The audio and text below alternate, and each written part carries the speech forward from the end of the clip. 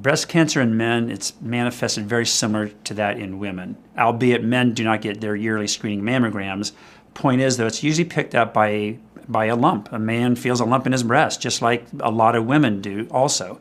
And then it's worked up the same way, that we will do mammograms on men, we will do ultrasounds if needed in men, just like you would for a lady with a breast lump. Ultimately, depending on those findings, the physical findings and the imaging studies, they may get a biopsy just like we would with a woman.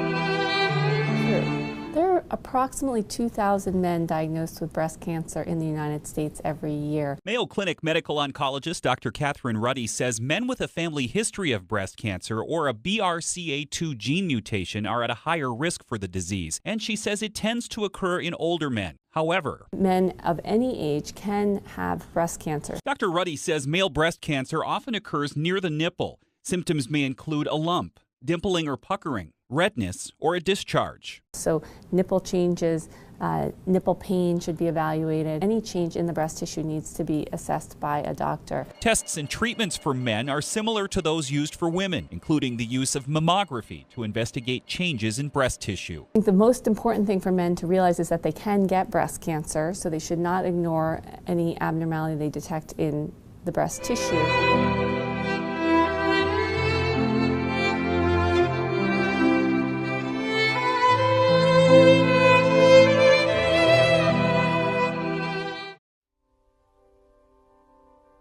I was just getting a routine, my annual physical, and I noticed that there was a bump on my chest that I had my physician take a look at. At that point, she recommended that I go to imaging to get it checked out and have an ultrasound. When they made the appointment, it was for an ultrasound. When I arrived, they said, you know, we're doing a mammogram, and so I'm like, that's not really what I came for.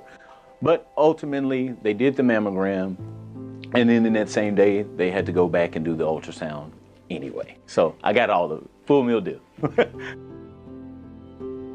Now, 6 months prior, my niece was diagnosed with breast cancer while she was pregnant. And so as a family, we bonded together to support her and all that. So of course I did have concerns right off, but I tried to tell myself it's nothing, won't be a big deal. So shortly after my imaging results, I was called by Baylor Scott & White, one of the nurses, to schedule a biopsy. It was tough at first, you know, to have them let you know, hey, this is cancerous and we need to do something about it. My initial reaction to it being breast cancer was pretty much, I've never known any man with breast cancer. So it's like I hit the wrong lotto. And, you know, breast cancer, wow. So I found out that it was a real thing. It does occur. Facing the reality of it was one of the tougher times in the whole situation for me because I didn't know what was next. I finally came to Baylor and I had a sit down and meet with the doctor, my wife and I. That is when the whole thing was kind of broken down to me. And she did a great job of explaining exactly where I was at. And after that, I was actually given options of how I wanted to proceed with my care going forward. I chose to go the double mastectomy route because it was such a lower rate of return for the cancer. And the last thing I wanted to do was come back and go through it again. And once the tumor was removed, they sent the tumor off to be tested. And an interesting thing is that my breast cancer results came back exactly like my niece's. Because of the test results, chemotherapy was recommended that I would have to go through some treatments. And once again, I said, okay, and my wife boo-hooed. Made an appointment to have a port inserted.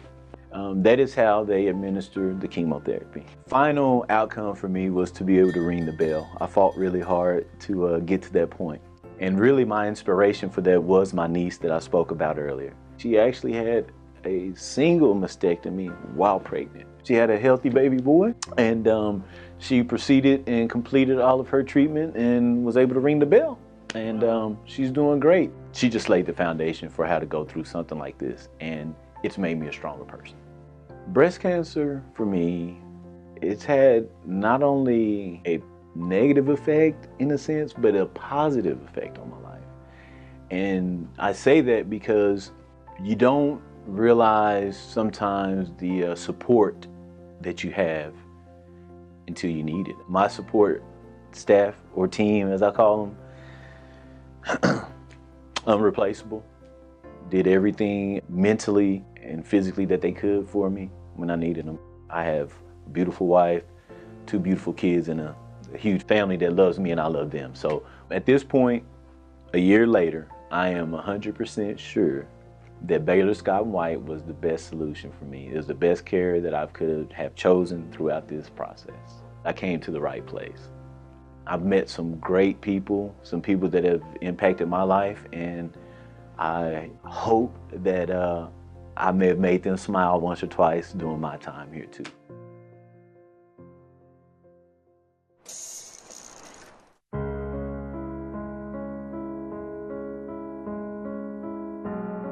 And for males, health issues in general is something that's taboo, and especially in like breast cancer, because you know, you go and tell somebody, oh, I got breast cancer, it's like a funny thing because you're a man, you don't have. Yeah, it would be awkward. It was like totally awkward. So I don't think like men are more comfortable speaking about stuff like that, and I don't think like they bring it forward.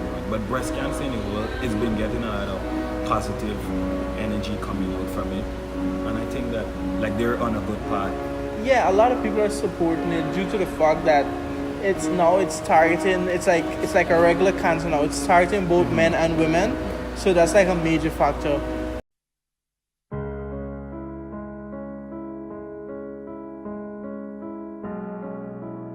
Think about, like, you know, how do you feel? How do you feel about it? I feel like a lot more needs to be done because I won't say reluctant, but I think that because the case is not common, the doctor that had to review him, it took him a while and then it took them a good time to even diagnose him with breast cancer, because that was not what they were looking for. They were looking for much more illnesses that were common in men. Yeah, mastitis and stuff like that. Yeah. And because of his age, right, they automatically went on to these, because you know certain illnesses is prone to older men.